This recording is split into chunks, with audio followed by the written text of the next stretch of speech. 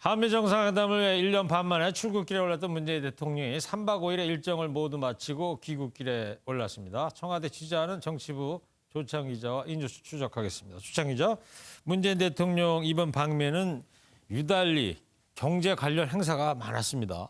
네, 그렇습니다. 우리가 강점이 있는 반도체와 배터리 분야의 협력을 통해 미국의 백신 분야 협조를 이끌어냈다. 이런 평가도 있었는데요. 네. 4대 그룹이 이번에 약속한 대미 투자액은 총 394억 달러로 우리 돈으로는 44조 원에 달하는 어마어마한 액수입니다. 바이든 대통령은 이들 기업을 하나하나 거론하며 감사의 뜻을 나타냈는데 직접 들어보시겠습니다. From Samsung, Hyundai, SK, and LG. I understand the executives of those companies here. Would you please stand up? Thank you, thank you, thank you. 네, 삼성, 현다 이런 발음하고 땡큐를 또 3번이나 했어요.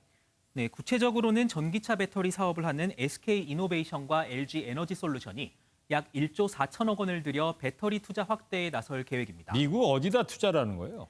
지도를 보면서 한번 설명을 드리겠습니다.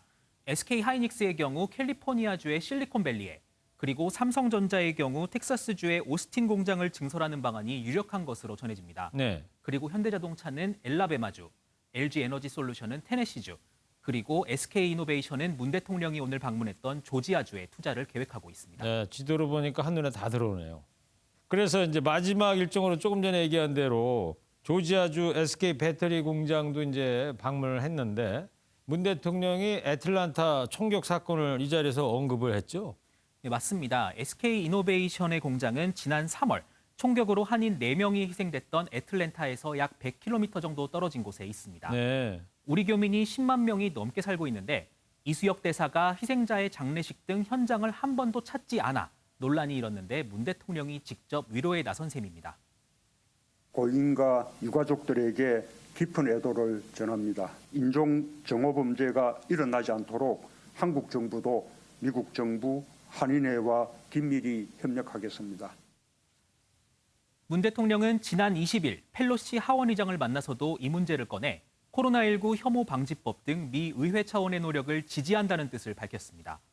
바이든 대통령은 공동 기자회견을 통해 아시아인을 향한 증오 범죄는 수치스러운 일이라며 강력한 처벌 의지로 화답했습니다. 네. 그리고 오늘 문재인 대통령이 만난 윌튼 그레고리 추기경, 이분도 작년 조지 플로이드 사망 당시에 흑인 인권에 앞장섰던 인물이었다면서요? 네, 맞습니다. 그레고리 추기경은 미국 최초의 흑인 추기경입니다. 대통령의 해외 순방은 빡빡한 일정이 보통인데 방미 일정 마지막 날 만남이 성사된 겁니다.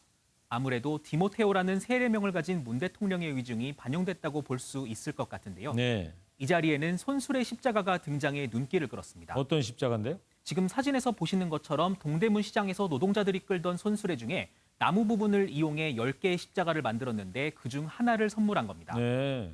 문 대통령은 노동자의 땀이 밴 신성한 상징이라고 소개했고 그레고리 추기경은 이 십자가에 입을 맞춘 것으로 전해졌습니다. 그랬군요. 그리고 이제 이번 회담은 이웃 나라인 일본과 중국에서도 지금 큰 관심을 나타내고 있지 않습니까? 두 나라 반응 좀 설명 좀 해주세요. 아무래도 바이든 대통령이 만난 두 외국 정상이 한국과 일본이라는 점에서 많은 비교가 됐던 게 사실인데요. 특히 일본 언론의 관심이 높습니다. 요미우리 신문은 이번 회담 참석자 대부분이 마스크를 착용하지 않았다며 엄중한 분위기였던 미일 회담과 대조적이었다고 전했습니다.